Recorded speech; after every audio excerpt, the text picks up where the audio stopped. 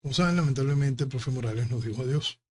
Entonces, ese ciclo, esa ventana enorme que tuve la oportunidad de, de contar con ella desde el 2014 hasta ahora, casi 10 años, y que se convirtió en una hora cada semana, y cada semana técnicamente ininterrumpidas, con muy pocas faltas durante estos casi 10 años de programa. Todos se encuentran aquí en el canal de Venezuela Vetada.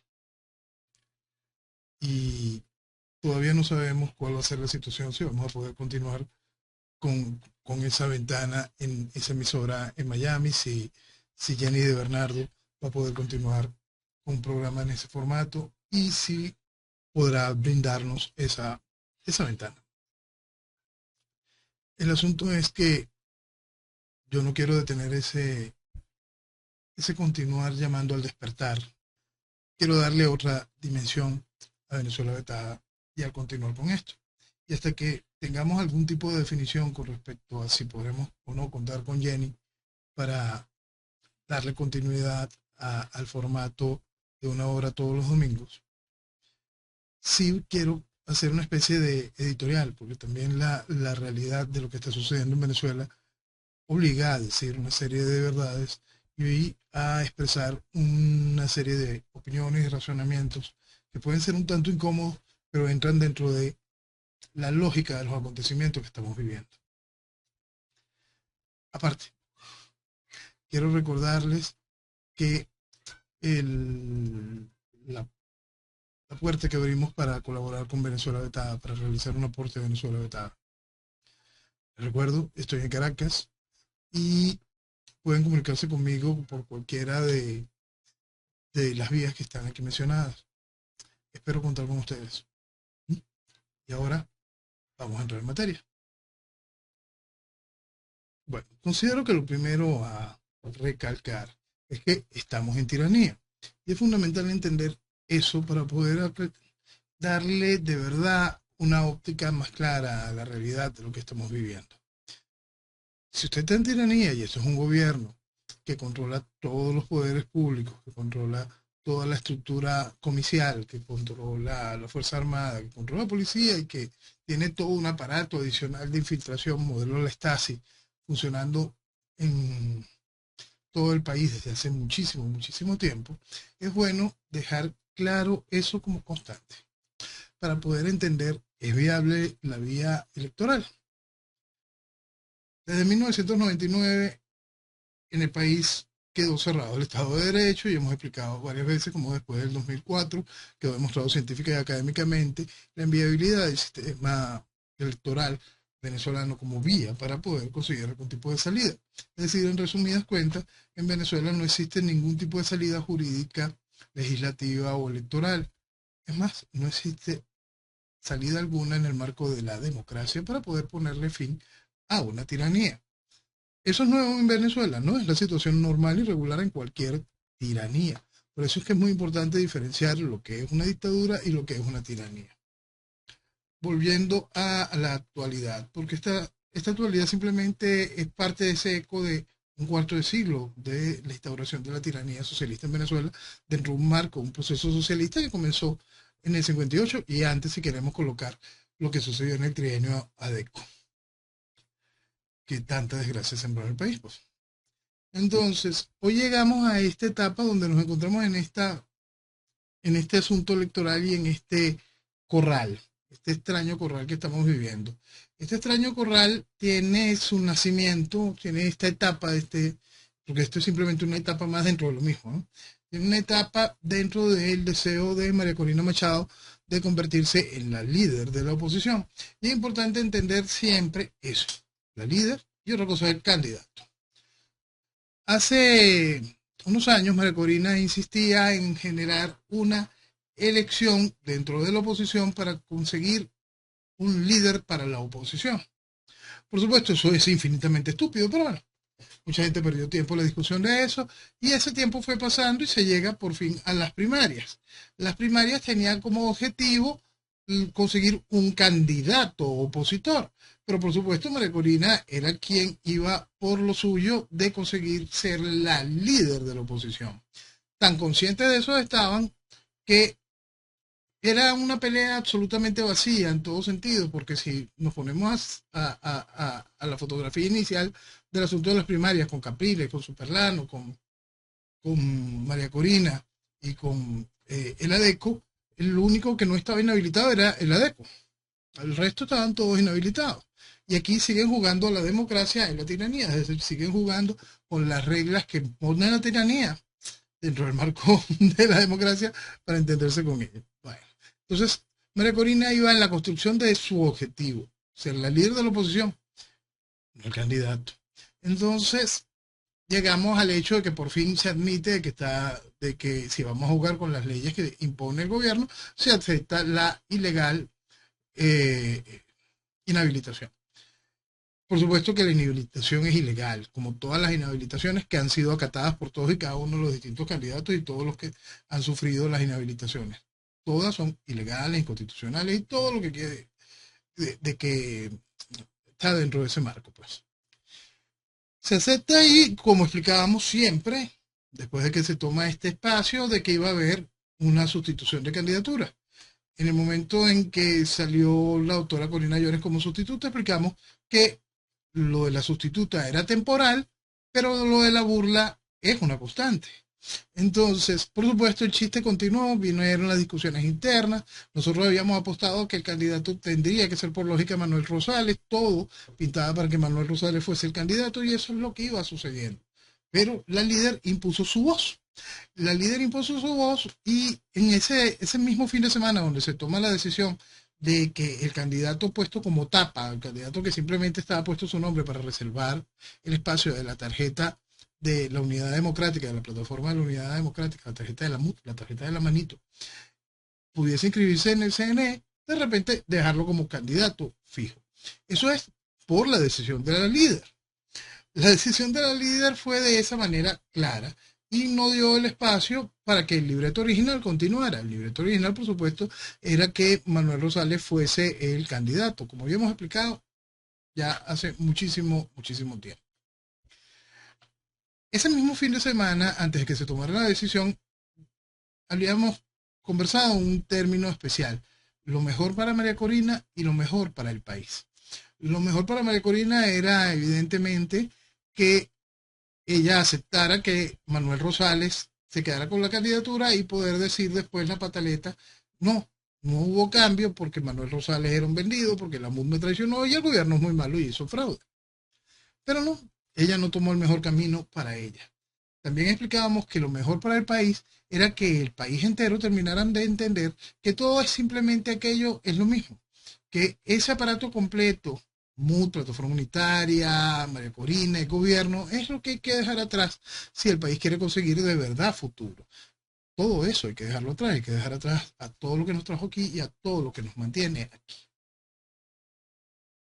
María Corina decidió seguir en su posición de líder y ahora tiene que cargar con ese bacalao, con el candidato. El candidato es impensable para cualquier persona medianamente seria tomarse en serio la candidatura de Edmundo García. ¿Por qué? Porque simplemente no hay conexión con la realidad política y no hay conexión con la idea de una ruptura, tampoco, no hay una conexión con lo que se necesita con el país, no es un candidato, ¿ok? Vamos a suponer que la líder hace la campaña del candidato y la gente sigue creyendo que la líder tiene razón y van a ir a votar, por supuesto, eso es lo que quiere el gobierno. El chavismo necesita que la gente vaya a votar.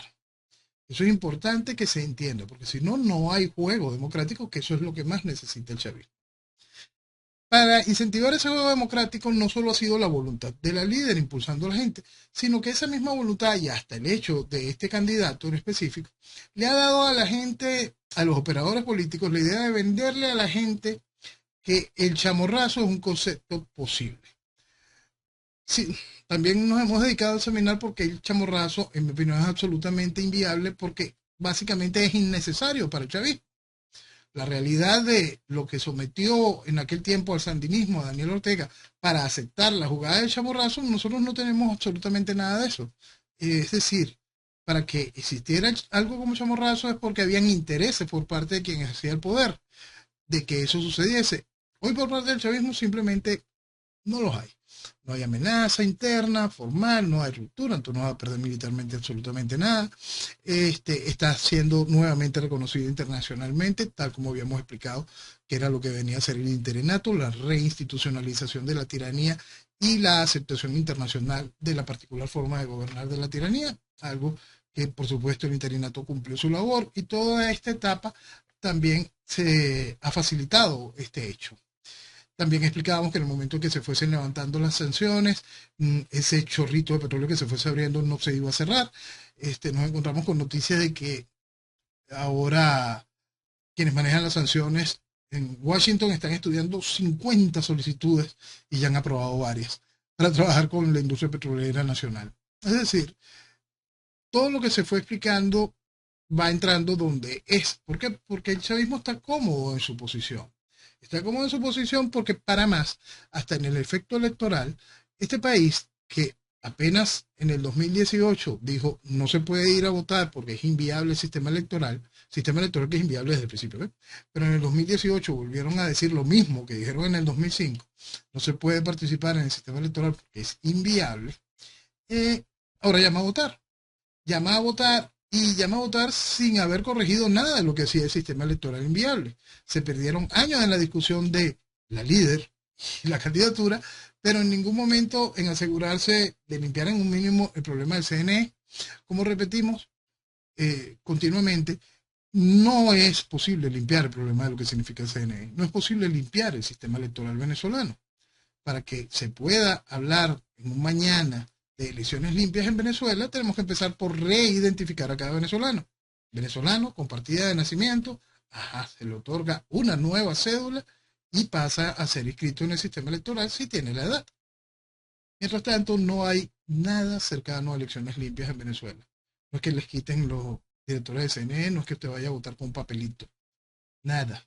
Hasta que el registro electoral no esté hecho de nuevo por venezolanos de verdad, simplemente es inviable hablar de elecciones limpias. Ok, pero aparte de todo eso, que simplemente es un imposible, mientras la tiranía esté en el poder, el país ha seguido imbuido en toda clase de fantasías, burbujas, cada vez sueñan más con el modelo chino, cada vez la traición económica se hace más grande, cada vez la banalidad se hace más grande, el infantilismo, la ausencia de memoria van dominando cada uno de los espacios y van a hacer posible que lleguemos a esto. Llegamos a esto donde está este candidato, que es precisamente parte de la esencia de lo que todos rechazan. Por supuesto, él no es la cara de Ramos Alú, pero no importa.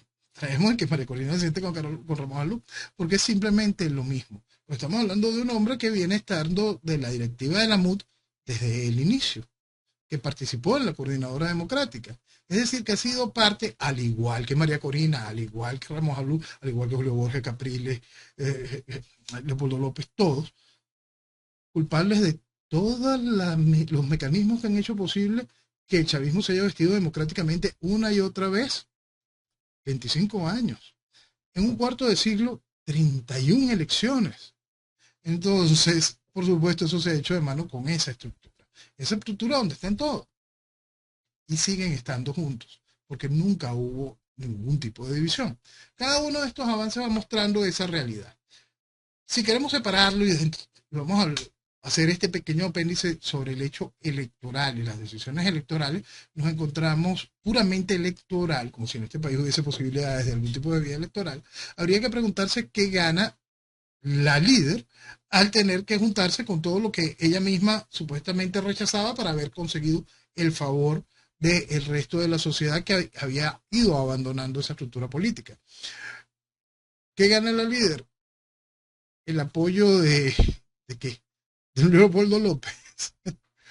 Bueno, Leopoldo es quien le maneja el lobby internacional a María Corina junto con Antonio Ledesma. ¿Qué gana la líder? El apoyo que pueda dar personajes como Superlano, de Lázaro, Pérez Viva, Andrés Velázquez. ¿Cuánto de eso aportan votos? ¿Qué aporta hoy no solo Ramos Alú, Acción Democrática? ¿Qué aporta hoy?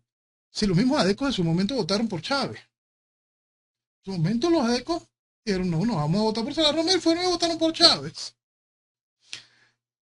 Y de aquellos adecos que hoy están con Ramos Alú, y no los que están con Bernabé, que al final son lo mismo, eso es importante, van a votar por María Corina como votaron por Salarromer.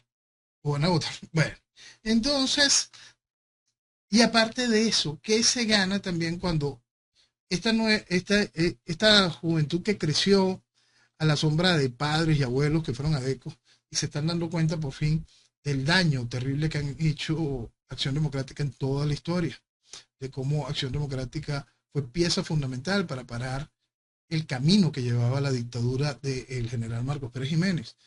Es decir, que todo el cuento que vivimos durante la pseudodemocracia es un cuento que más bien le hizo daño al país. Eso ya hay bastante gente dándose cada vez más cuenta que el partido de sus padres y sus abuelos contribuyó mucho al fracaso de lo que es Venezuela hoy. Entonces, ¿qué es lo que se gana cuando tenés al candidato tomándose una foto con Falcón, Henry Falcón, con Felipe Mujica, con Irán Gaviria? Es decir, toda la esencia del chavismo originario. ¿Qué gana cuando tienes cada vez más estructura de todo lo que nos trajo aquí, nos puso aquí, como imagen de ruptura con la estructura socialista? Esas son cosas que la gente debería de preguntarse, porque electoralmente eso aporta o electoralmente eso es lastre. Lastre como el propio candidato, que es simplemente un bacalao muy, muy difícil de cargar. Y María Corina decidió cargar con ese bacalao. Por eso volvemos a lo que importa. Lo importante es el país. Y para que el país pueda entender qué es lo que debe aprender de esta situación, que ya es indetenible, que es un camino que lamentablemente nos va a llevar al matadero electoral, el país debe terminar de entender y debe aprovechar la oportunidad, lo que significa poder dejar atrás todo lo que nos trajo aquí y nos mantiene aquí. Es importante que el país termine no solo de identificar que toda esa estructura política es la misma, es una sola cochinada. No es que, por eso es que yo siempre insistía que yo no era divisionista, que hacía un llamado a que la MUD y sus filiales estuviesen juntas, bien unidas y siguiendo juntas junto con el gobierno, y que la gente encontrase por fin un camino bien lejos de ellos. Esa es la única enseñanza que puede dejar esto. Terminar de comprender esto. Frente a este mensaje nuevo que va a ir naciendo y cobrando cuerpo, de que no importa si se gana o que se pierde, lo importante es lo que se ha construido. ¿Qué es lo que se ha construido? El liderazgo de la líder. Y la líder y su corral, o el corral de la líder, o el corral donde metieron a la líder, o es que el corral estaba allí, siempre va a estar allí, y simplemente el chavismo es el que tiene la llave del corral. Un corral donde tienen sumergida, tienen prisionera a toda una población que no termina de entender que no hay ningún tipo de oportunidad democrática para salir de esta desgracia, mucho menos electoral. Y quiere seguirse mintiendo, porque ese mentirse es una cosa realmente asquerosa, porque es una sociedad que está empeñada en negar la verdad. Esta increíble oportunidad que se presenta de poder terminar de identificar no solo a esas figuritas de que tienen la cara política, sino a todas las tribunas que viven diciendo cualquier sarta de estupideces para poderle dar algún tipo de formato de realidad a esta payasada y quererla mostrar como algún tipo de oportunidad. La sociedad tiene que terminar de entenderlo. La tiranía va a ejercer de tiranía, y esa es la otra etapa que nos toca después de que por fin toda la oposición quede desprestigiada. Si la gente decide de nuevo intentar reflotar a eso de lo que se haya construido, la tiranía todavía tendría chaqueta democrática. Entonces, ese espacio para seguir jugando con la idea de que en el 2030 sí podrá salir con votos, volverá a cobrar cuerpo. Mientras tanto, cada vez habrá mucho menos Venezuela. Cada día que pasa la tiranía en el poder, hay mucho, mucho menos Venezuela. Lo increíble es que las riquezas, el potencial, la oportunidad, la ubicación que tiene Venezuela, siempre hace que uno vea el futuro muy bueno, muy, muy bueno, si tan simplemente se hace lo correcto. esa masa crítica que a veces le cuesta tanto armarse, que le cuesta tanto tomar definición, porque lamentablemente hay mucha veleta en nuestra sociedad, tiene que terminar de señalar dónde están esas tribunas negativas, tiene que terminar de señalar y perderle confianza a las veletas. Tiene que seriarse en su posición para que la vanguardia pueda encontrar en ella el eco necesario. Es muy importante que el país tenga en cuenta que esta oportunidad no la mire como una traición, sino que termine de definirla como la continuidad de una inmensa traición que empezó hace muchísimo tiempo. Son 25 años y la realidad sigue siendo la misma. Son 25 años y la idea sigue siendo la misma. Son 25 años y ese giro de 360 grados para volver constantemente a lo mismo. Esta república catopardiana de Venezuela, donde se cambia todo para no cambiar nada, cada vez va cobrando más cuerpo y con ella va cobrando país. Vamos a enfocarnos en lo que nos importa y en lo que debe ser el deber de todo venezolano que despertó. Ayudar a que las veletas dejen de girar, que enfoquen un norte claro y que entiendan que hay que dejar atrás lo que nos tiene aquí y lo que nos mantiene aquí. Venezuela lo vale. Que viva Venezuela.